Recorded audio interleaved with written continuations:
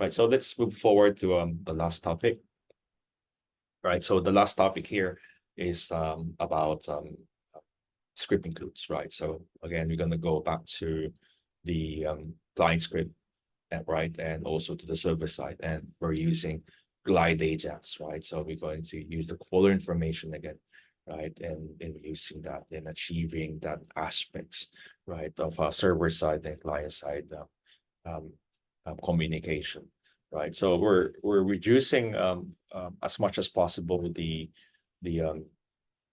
server side calls, because it's not efficient, it's not best practice, right? As much as possible, we bring the information to the client side, and once you have it there, then you basically just maximize the data, manipulate it, bring it from one place to the another, right? So let's go to script includes, right? So the power of script includes is all about reusability. So you create a utility, you create a class, an object, right? And now it is reusable all throughout ServiceNow. And as you mature, script includes is something that you could utilize. You could be creating a function, a property, right? And now we are going to creating a function. So let's say you get caller info, right?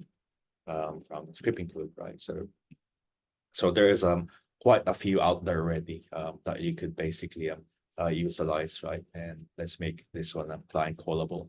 As you can see, it changes the object accordingly, right? And as it changes the object, right, now you need to like create something, right, inside. So ServiceNow is helping you so well, helping us, I would say, so well, right, in making our life basically easier, right? So on this aspect, right, so we need to create a function, right? So we need to like let's say get caller information, right? So caller info, right? So without spaces, of course. So now if you are used to anonymous methods, like it's quite similar, right, in JavaScript, right? So you can see that you can call the function with this name, right, and be able to manipulate it, right?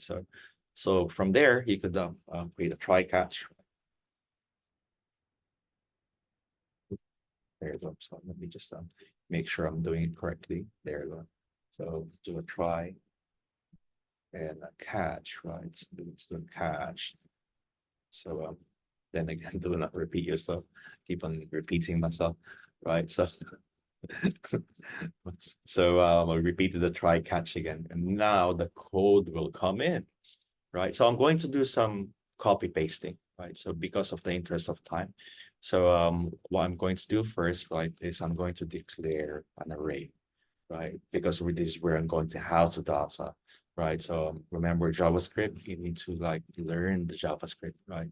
And the next step is basically um, get the parameter, right? So you're passing a parameter, making it dynamic, and you can see this function, right? It's making sure this is the parameter name. And as you create that parameter name, and one of the capabilities that I'm saying is a debugging feature. So it's making sure that you are debugging. So normally I do line per line, depending. It's become heavy on the server because it keeps on logging, but depending what's the importance, right? Then you could basically just prioritize, right? Prioritize accordingly what to log or what not to log. So validation and verification of your code is very important, right? So as you do that, right? So is it true or false, right? So what we're trying to say um, is this one empty or not? I just check it. Otherwise, if it's empty, do this, right? So we always return something as a best practice, right? So let's say just a default nothing is returned. So we always catch what you basically has coded, right? The object. So you always catch that. So now we have an else. So this is empty, nothing is returned, right? So instead of like sending something which is not clear, right? So let me basically copy a whole bunch already for the interest of time. So let me do that. right? So let me also sure, right? So as you can see, I'm getting some error. I think I'm losing a bracket, right? So let's indent it properly. So let's start. So what we did is like we call the incident, we instantiate the table, right? You know about this query already that we have showcased earlier. Now we are creating a loop which has been returned and pass this or capture this array, building the array, right, and pass it to the caller record. Right? So this is what we did, right? And as we pass it, you can be using the push command again. JavaScript is a prerequisite, right? So now I could basically return, right? So what will I return, right? So I need to return something, right? So let's do a return. So it has a JSON object. So remember we're using JavaScript. So ServiceNow has as we instantiate, so there's a JavaScript encode that we could use. So let me just copy that, and basically it changes the formats into a JSON format. So as we return, it will be captured in the client script, right? And from there it will behave as expected. So now let's go back and make sure we copy this name. The name is very important because we're going to call that in. So I put it a note, right? Copy it.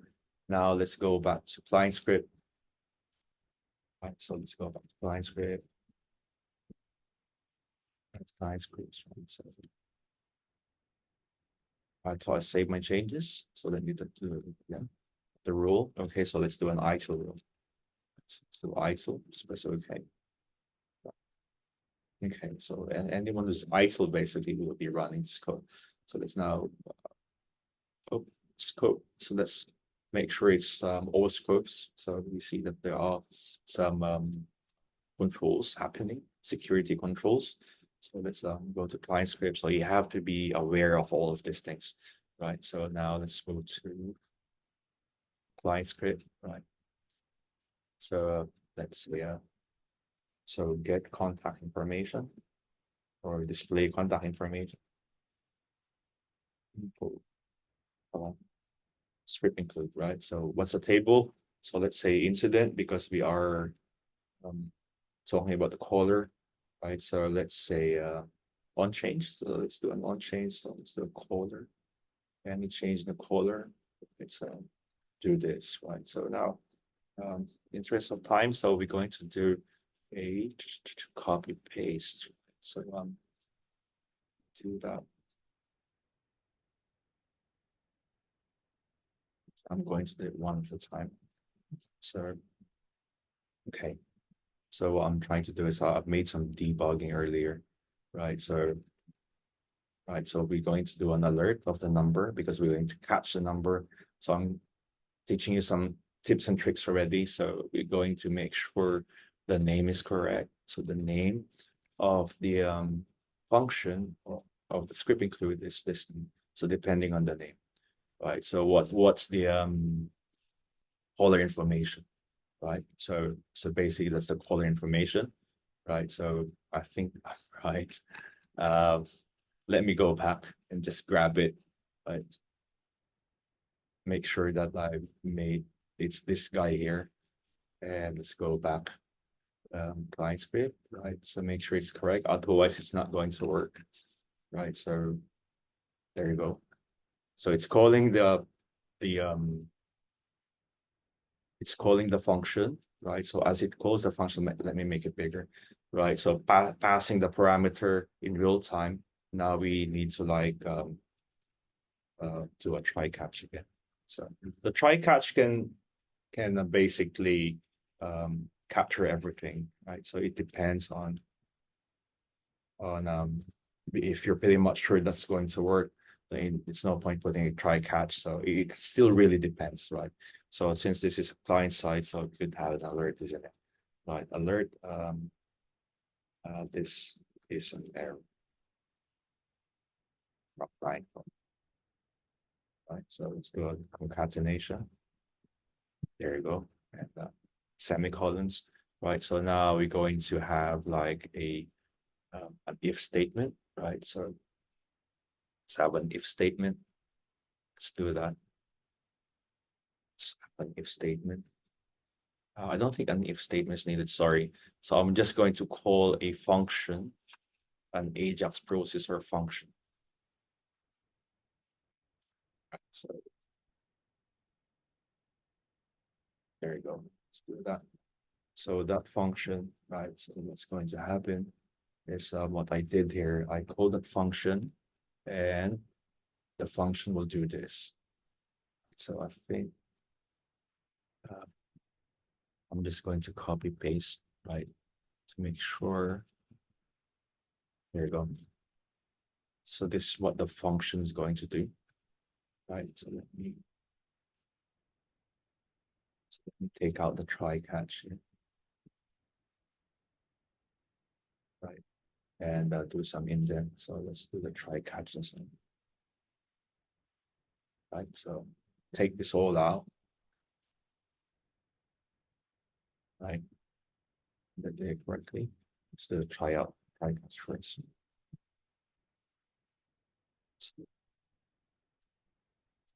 So let's do an alert here, right? So let's say error message, right? Plus error. There you go. And now let's do a paste, right? Right, so now we have that. So you see what I've done so far is like I did the same code earlier. We used the gform object, right, and show the field message, right, and the caller info you can see here. I'm converting the formats, right, and as you can see here, the response as I go up, I'm reading it upwards, right. So this function is calling the AJAX processor, right. So it's because it's an XML, it's calling information get XML object, and then what's it called, do this, right. So you can see I've done some indexing, right, because this is a collection, right. This is a collection here, and what I did is like I made an index, so it's looping on the first row, right, because it's only one row anyway that we return.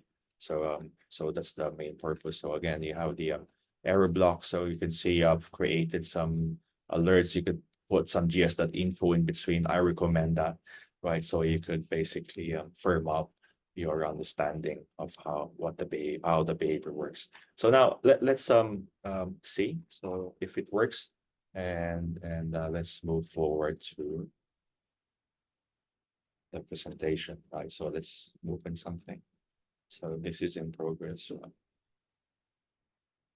hopefully it displays. So I see page loaded, very good. And let us change this person. Let's change Carol, right? And as you can see, caller ID has been called, and there you go. She has worked as expected, right? So it means if it's empty, then there's nothing there. Then you need to make sure it's populated.